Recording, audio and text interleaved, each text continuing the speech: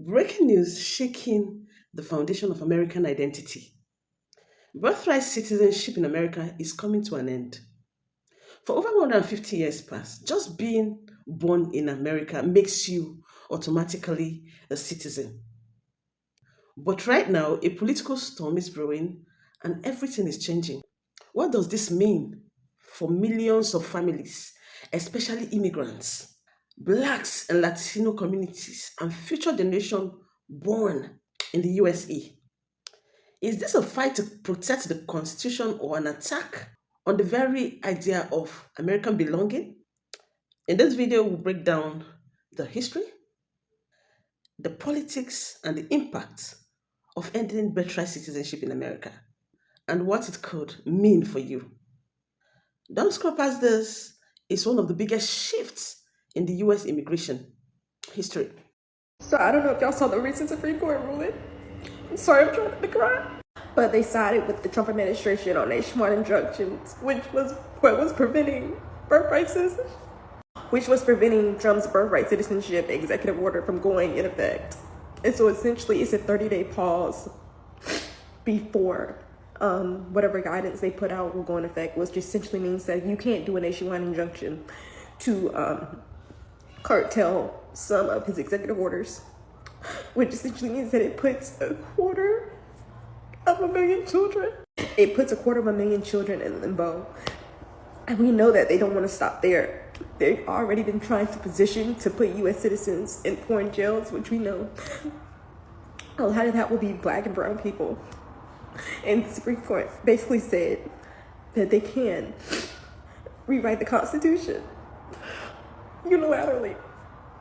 So it seems the only way to protect yourself or your child, and like I'm trying not to cry, but as a mom, it's hard to imagine you not knowing if your child is safe. Citizenship is like the bedrock of the Constitution. If you're born on the land of the United States of America, you're a citizen.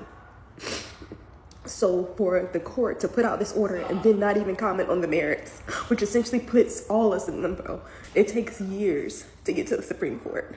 That means you can be a citizen in California, but you might not be a citizen in Texas. And we've already seen them use the National Guard to go and usurp the governor of California.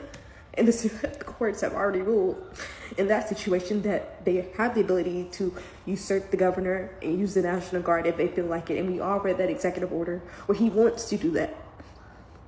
So you could essentially have ICE agents going into hospitals and ripping children from their mom. Where does that stop? He's starting with immigrants, but we know that's not their goal. The architect of all this was the Heritage Foundation with the use of Stephen Miller, with the idea that immigrants were making the country more diverse.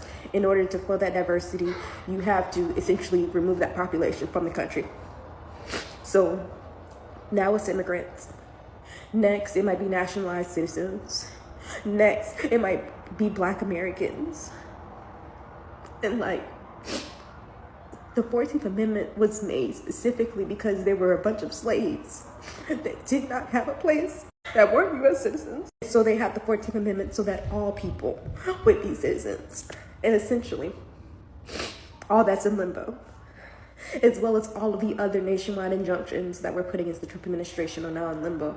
The only option it seems now is to have a class action lawsuit, which takes a long time to farm, and you literally would have to have your name on that lawsuit to have any kind of form of protection. And there's no telling that the Trump administration won't argue that that class action lawsuit, that class, isn't illegal. Because let's say if you're not a legal citizen here, then what's preventing them from saying that you don't also benefit from our laws and the ability to have class action lawsuits? I'm so sorry I did this crying. Like I just can't imagine. This is the reason why it goes back to, like, I don't understand why we can't have bold leadership in the Democratic Party. Do you see how far Republicans are willing to go? We don't have anybody on our side that is willing to go this far to protect rights. To protect rights. These people are going so far to rip away rights. Why don't we have any kind of leadership that is coming out to protect rights? Why not? Y'all tell me what y'all think about all this in the comments. Again, I apologize for all the crying. I did not mean to do that. It's just that I wanted to make this video to make sure other people are aware that essentially the Supreme Court has sided with Donald Trump, and in 30 days, everything just falls in limbo when it comes to birthright citizenship. Citizens, United States citizens, black people, white people, we're not safe in this country because it starts with the immigrant. Then where does it go? We all know this story. It starts with one group to see how you will accept it. Then they next target the next group. Then they target the next group. Then they target the next group. But like I said, y'all tell me what y'all think about all this in the comments, and I'll see you on the next one. So on day one of Donald Trump's presidency, he issued an executive order. If you are born in the United States and one of your parents is not at least a U.S. citizen or a permanent resident, you're not a U.S. citizen. 22 states filed a lawsuit against Donald Trump saying this is illegal. A federal judge agreed and issued a nationwide injunction saying this executive order can't go into effect. And Trump appealed, not whether his ban on birthright citizenship is legal or not. He appealed that a federal judge can't make this nationwide injunction while they're litigating this case out. And the Supreme Court decided with Donald Trump. So they haven't ended birthright citizenship. They didn't make a decision on that. What they have said is, if you are a child born in the United States in one of these 22 states that brought a lawsuit, that injunction continues. You will be considered a U.S. citizen. You will get your benefits as a U.S. citizen, whether it's your birth certificate, your social security number, Medicaid, food stamps, whatever you're entitled to. But if you're a child born in the United States, in any of these other 28 states that did not bring a lawsuit, the Republican states, in 30 days from now, you will not get any benefits. You will not get your birth certificate, presumably, nor a social security number, nor Medicaid, nor food stamps. You won't be considered a U.S. citizen, perhaps even deportable. Baby deportable, imagine. The Supreme Court gave 30 days. So that means nothing happens over the next 30 days. So if you happen to be lucky to be born by July 27th, 2025, you're a U.S. citizen. You don't have to worry about anything. But after July 27th, you have to rely on new litigation that's expected. And they're going to make it a class action and make an injunction for each of those particular litigants, every person who's part of this class action, that Trump's ban on birthright citizenship is illegal until a final decision is made by the Supreme Court of the United States. So now, if you're an undocumented immigrant, even if you're legal on a student visa, and you give birth to a U.S. citizen in one of the non-28 states that joined the original lawsuit, you have to hope that there is a class action lawsuit. You have to know about that class action lawsuit. You have to be smart enough to join that class action lawsuit in order for your child to be considered a U.S. citizen until the U.S. Supreme Court makes a decision on Trump's birthright citizenship ban. Let me make one thing real clear. This ain't about injunctions. This is about erasing the 14th Amendment with a smile. We thought the courts were supposed to be the last line of defense, the place where liberty stands tall even when presidents go rogue. But on Friday, in a 6-3 decision straight down party lines, the Supreme Court told us, nah, we good. They let Trump sneak his foot in the door to cancel birthright citizenship. And they dressed it up in legal jargon about equity and injunctions. Oh, but don't get distracted. The real target was always your rights, especially if you was born with brown skin, immigrant parents, or ancestors who came here in chains rather than visas. For a second, it looked like the lower courts might hold the line, right? 3 federal judges had already slapped Trump's executive orders down with nationwide injunctions, telling him loud and clear, you can't just rewrite the Constitution because you feel like it. Immigrant groups were celebrating. 22 states stood up in court. Even the appellate courts said, let this play out. Then SCOTUS slid in like a repo man in the night. Instead of ruling on whether Trump's executive order was flat out unconstitutional, which it was, they sidestepped it and went for the technical foul. Universal injunctions go too far. God damn it. Basically, the court said that judges can't stop Trump's policies for everyone. Only the people who specifically sued. So now we're playing legal whack-a-mole across 50 states while Trump rushes to implement a policy that directly contradicts 150 years of law. So what's at stake, right? Everything. Let me break this down plain and simple. Trump's executive order says, if your parents weren't here legally, or maybe they were here legally, but temporarily, you don't deserve citizenship. Are you serious? The 14th Amendment that was passed after the Civil War to make sure that black folks were considered full human beings says, all persons born or naturalized in the United States are citizens. It don't say, except for immigrants. It don't say, only if your parents had papers. It says, all persons. A phrase so fucking inclusive. It slapped the face of Dred Scott and every slave master of the fucking Confederacy. So what Trump is really doing here is rewriting Reconstruction. The very laws meant to undo slavery. And the Supreme Court just handed him the pen. You thought Isengard was bad? You thought Voldemort was a problem? Justice Amy Coney Barrett, Trump's handpicked avatar, penned this majority opinion like it was a legal lullaby, with principles of equity, she says, while politely gutting the power of federal courts to stop executive tyranny. And while they didn't officially cancel birthright citizenship yet, make no mistake, they laid the legal groundwork to allow Trump to do it himself. In the dissent, Justice Sonia Sotomayor, she tried to hold the line, calling out how this decision disregards the long history of protection for non-parties. But her voice is now a lonely alarm in a house full of arsonists. This ain't about immigration. This is about control. It's about telling people of color, especially black, brown, or immigrant babies, that their existence is conditional. That if you ain't got the generational wealth, land deeds, our ancestors off the Mayflower, you're permanently under review. Today is birthright citizenship. Tomorrow is voting rights. Affirmative action, gone. Housing, gone. Education, you got it, gone. When does it stop? In the MAGA cult, oh, they're going to keep smiling in your face, talking about this is what we voted for. This is what the founders wanted. Don't forget, y'all, the founders owned slaves. They're not playing. Trump told you on day one what he was coming for. And this court just gave him the green light to drive through your rights like a bulldozer in a graveyard. So don't wait on a constitution to bleed before you speak up. Because if birthright citizenship can be reviewed, so can your freedom. Okay, so we have some pretty serious breaking news. The Supreme Court has greenlit Donald Trump's ban on birthright citizenship in some parts of the country. So if you're unaware, in January, the Trump administration passed an executive order stating that the children of undocumented immigrants born in America are not citizens. Now, this is very obviously unconstitutional, as the 14th Amendment literally says all people born in this country are U.S. citizens. So after the Trump administration passed this executive order, federal courts around the country ruled it as unconstitutional, and we had a nationwide ban for that reason.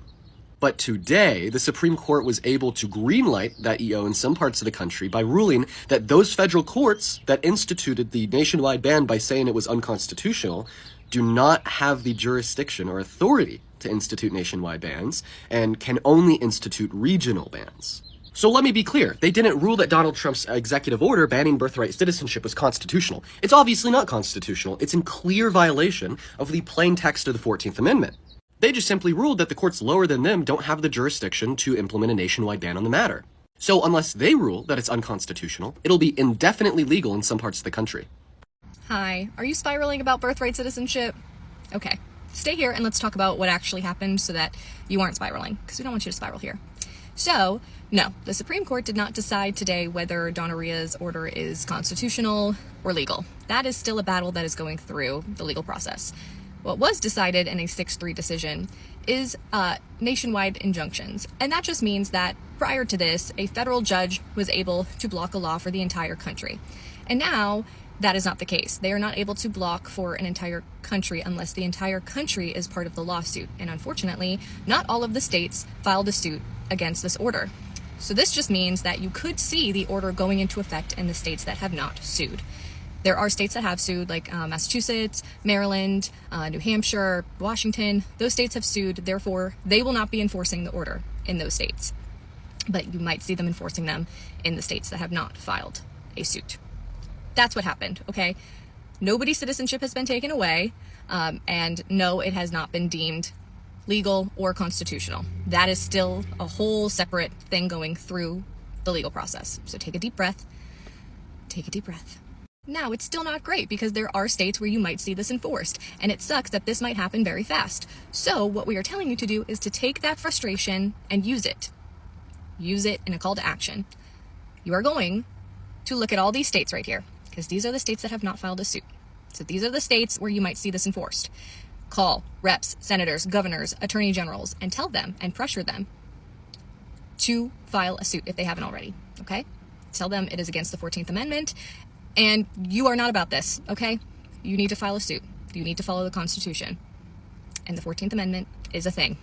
So that's what we're going to do today, okay? Take that frustration, get on the phone, email these states.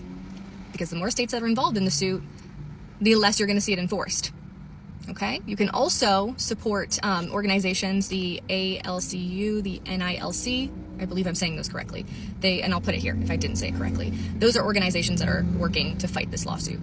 So support them and also spread this information, okay? Talk to your neighbors, your family, your friends about this, get them involved, make sure everybody has information so that they are not spiraling. The last thing we need is to spiral. My last plea, please, please, please, if you are feeling like you are getting a lot of fear-mongering given to you on this platform or by news reports or journalists, you do not have to ingest it. You don't have to follow them. You don't have to take that information. Start finding channels that you trust. News reporters you trust, independent journalists you trust that are bringing you fact-based information, doing the research, and also, if they're not trying to fearmonger you, they're going to give you calls to action, and they're going to say how we can fight back against this or how it is not as bad as it looks on headlines. So just think about that too. I know it's hard, and you hear something and you just spiral. So that is why we're here. We are here to give you factual information, easy to digest, and we always give you a call to action. We are not on here to complain, and we are not on here to scare you, to fearmonger, and to make you spiral. So, if that's something you're interested in, you can follow us, because rest assured, we are doing research. There's 3 of us, so all 3 of us are researching, making sure we've got our facts straight, making sure we figured out how you could fix it, how we can fight back, and then posting, okay? Just a thought, but take a deep breath, okay? We need to be informed, and we need to fight back. But if we spiral, it's going to be hard to fight back, because that spiraling is going to lead to us giving up and burning out. And we cannot do that. Okay? So get on the phone and call. If the 14th Amendment was about protecting the babies of slaves, as Donald Trump puts it, then the Second Amendment was about Americans owning muskets, right? Because if we're going to just go back and put everything into absolute historical context and say that the 14th Amendment about birthright citizenship no longer applies to people having babies on U.S. soil and them having U.S. citizenship, then we need to go back and say, when the Second Amendment was written, did they talk about assault rifles? Was that your right to own a bazooka? Was that your right to have a weapon other than what existed at the time? Because if the 14th Amendment only lives and protects the babies of slaves, according to Donald Trump, then the Second Amendment cannot protect your right to own whatever firearm you want. We cannot take this language from whenever it was, way back in history, hundreds of years ago, and apply one to modern day terms and leave the other in the archaic terms of the 1780s. That is not a fair thing to do. We cannot take these amendments and start applying them to modern day terms if we're not going to apply them all. Or if we're going to leave them all in the past and use them to today's terms, then that's what we need to do. But we cannot be picking and choosing with this birthright citizenship and saying, oh, it was only meant for slaves and their babies and their children. It wasn't meant for undocumented migrants today. Yeah, well, the Second Amendment wasn't meant for your assault rifle that could mow down 100 people in 10 seconds. It was meant for a musket that could fire a bullet every minute. That was what it was protecting. So don't give me this horseshit about the 14th Amendment being only about slaves and their children. It has to do with so much more. And if we're wanting to bend that rule, then let's see us bend the Second Amendment. Everybody in the United States can own a musket. I'm cool with that. No problem. Own a musket. I don't care. But then you shouldn't have an assault rifle, because the 14th Amendment apparently does not apply to undocumented migrants' children who are given birth here. So you can't have your cake and eat it too. But that's exactly what Donald Trump and the MAGA Republicans are trying to do. Okay, so hidden in one of today's Supreme Court decisions is a provision that could irreversibly change the course of American history, and nobody's talking about it. So let me put my law degree to good use and break it down for you. Hidden in the court's decision on Trump's birthright citizenship executive order is the following line, where the majority says, no one disputes that the executive has a duty to follow the law, but the judiciary does not have unbridled authority to enforce this obligation. In fact, sometimes the law forbids the judiciary from doing so. So in layman's terms, what the court is saying here is that while the president should, in theory, follow the law and respect the Constitution, if he doesn't do that, the courts cannot hold him accountable. The courts have historically been the referee on executive power, and they call a foul when the president crosses the line. But this Supreme Court is saying that that's not their role anymore. So if we follow the logic of this precedent, the Constitution is dead letter law to the president if he decides he'd rather not follow it. This was the cherry on top of the court this term laying the groundwork of a de facto presidential dictatorship, where the president is immune from the law, cannot be held accountable by the courts, and now at this point, the Constitution is more of a guiding principle than an actual binding document. The mainstream media and legal scholars are playing this down because this is so counter to everything we've ever been taught about the American government and the principles of law, it's difficult to wrap your mind around. There's a reason the court waited to release this as one of their last decisions, and it's because they know that it's controversial to give the president carte blanche to do whatever he wants and to disempower any other court from stopping him. Democracy is fragile, more fragile in this country than a lot of us realize, and I hope it's not too late before everybody starts paying attention and calling out these abuses of power. If you live in Texas and you're undocumented having a child in the United States, that child might lose automatic citizenship in 30 days. Let me explain. The Supreme Court made a massive decision yesterday, essentially allowing Trump's birthright citizenship proposal to move forward in those states that didn't sue to block this. These lawsuits were initially filed in Maryland, Massachusetts, Washington State, and 20 other states opposing this proposal. This means that this proposal can take effect in the other 28 states that didn't sue. This can happen as of July 27th, which is 30 days from yesterday. So a mother giving birth in Texas. This decision allows birthright citizenship proposal to move forward in Texas because the state didn't sue. This means that a child in Texas might not get automatic citizenship. I'm sure there's going to be legal action to block this. For now, this is the risk we are facing. So right now, this means those children that were born in America, there's this thing a lot of people do. When they're pregnant, maybe they get a visiting visa, go give birth in America, and, the child have the birth certificates. So those things are now invalid. This is a lot. Honestly, things are changing, and for me, I don't think it's actually new, because it's like that in some of the European countries, especially in the UK, that I know. I think in Germany and so many other places. I don't think you having your child in those countries, guarantees you citizenship. I don't think so. Your parents would have to be citizens first before you could have the citizenship. But this will be really, really, really, really hard, because they're about to start deporting people back again. I feel so bad for some people right now. But I want to see your thoughts in the comments. What do you think about this particular one? Do you like the whole idea? Do you think it's going to affect a lot of things? What do you think? Let me see that in the comments. And do not forget to subscribe to my channel, and then keep coming back for more news and gists like this on the Global Gist with Beejay. See you on the next one. Bye.